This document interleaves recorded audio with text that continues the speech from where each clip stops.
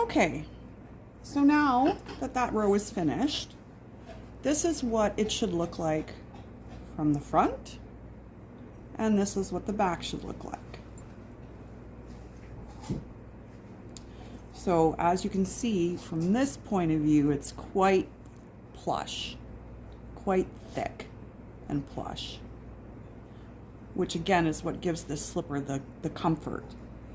So now that we've got a few rows established, I want to make sure that our inner circle is really tight. So I'm going to grab our end here and hold the base and give it a good snug tight. And then I'm going to do a knot at the very base just to secure that well. And then I'm going to do another one right around the base of that one so it can't slide through and open up that magic circle. Now, I personally have never had a problem with magic circles opening up, but I have had people tell me that they have. So again, we want that nice and closed, snug, tight. We've got a good knot in there. I'm going to trim this end later. My scissors aren't on the table in front of me, so I won't do that right now. But so now what we're going to do is we're going to continue exactly the way that we have with another row. We're going to need at least 1 or 2 more rows. So this is going to be the toe right there, and we need at least 1 or 2 more rows before the opening. So I'm going to continue with that. So I've got my first back post done. I'm going to go into my next front post here. Oops. Drop, pull through 2. Back loop. Drop, pull through 2, drop, pull through 2. Front loop.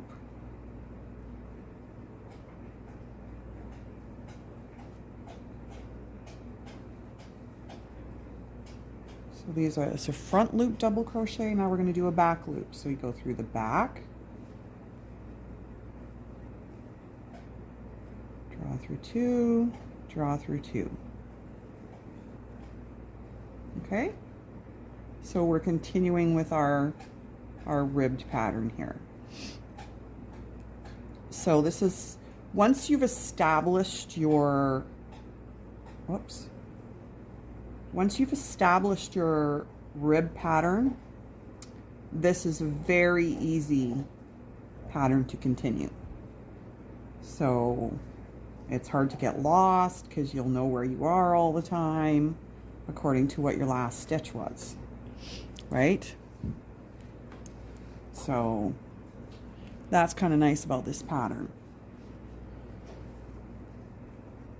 So this is one I like to do when I'm watching TV or just listening to a podcast.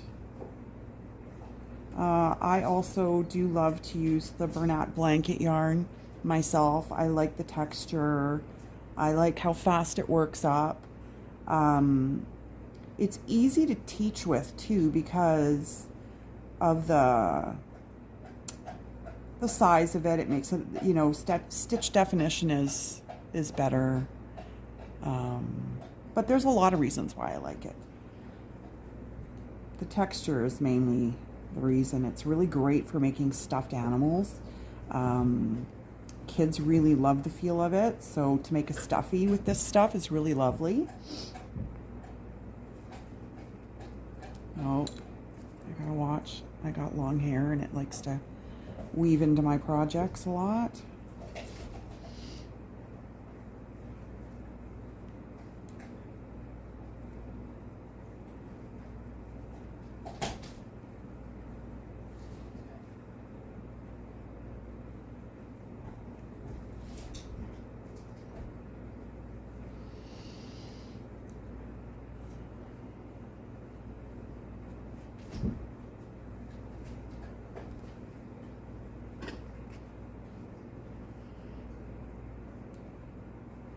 again, you'll have to learn to get comfortable in your own way with how you like to keep your tension.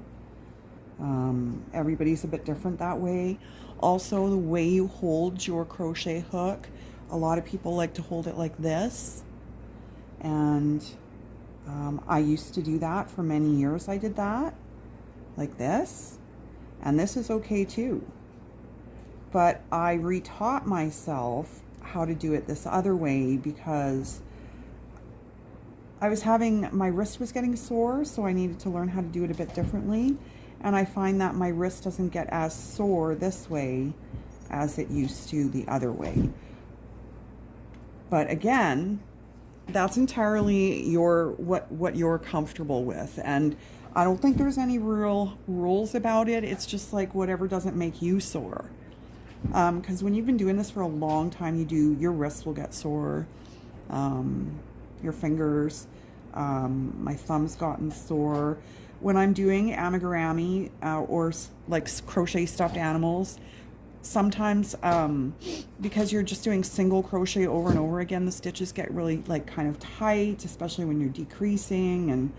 And I find that sometimes when I use the cotton yarn, it can be quite stiff when you're doing really small, close together stitches, which is the point, but your fingers can get quite sore doing that. So you just, if you have trouble or you are getting sore, then just do what I did. I went from doing it like this to holding it more like a pen.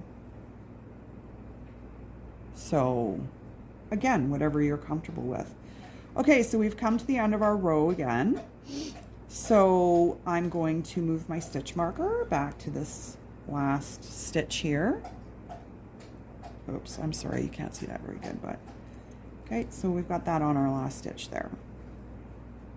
So now we're going to continue, and again, the first stitch is going to be a back post, double crochet, and you're continuing along. I'm not joining the row and adding a couple chain stitches at the beginning of every row. With certain things that doesn't work, and I prefer a continuous pattern. I don't like getting that line of up the middle or the back of my stuff, depending what it is you're working on. Sometimes I just really don't want it there.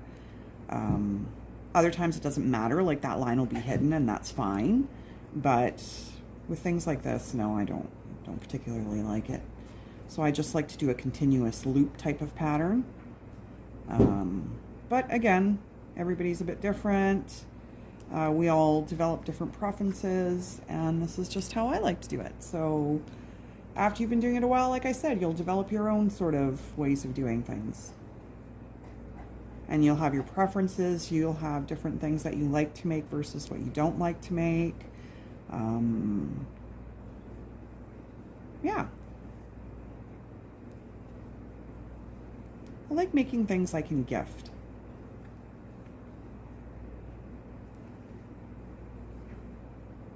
Myself, but that's just me.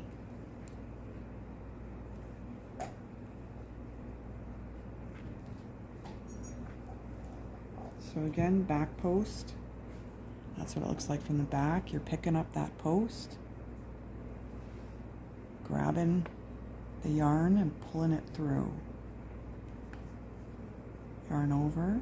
You're looking at it from the back. Sorry, I keep getting out of frame there. So I'll do it again. This is the front loop. Pull through, pull through. Now we're going to go back. So back loop, so in and around, pull through, yarn over, pull through, down, yarn over, pull through.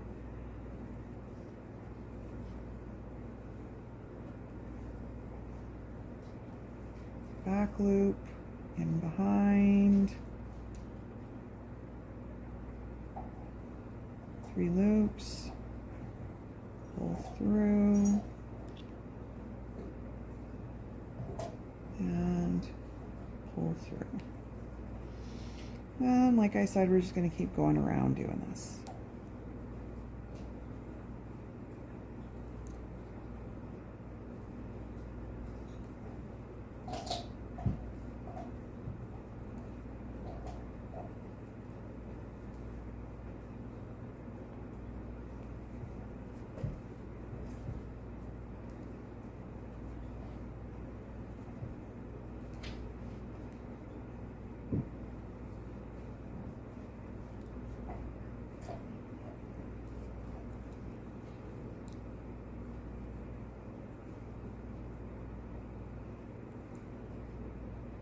What happened there?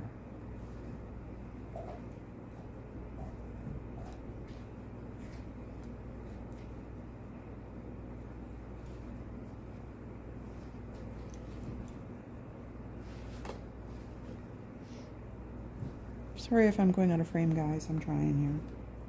I just want to make sure you guys can see really well. So yeah, again, like this is the front view.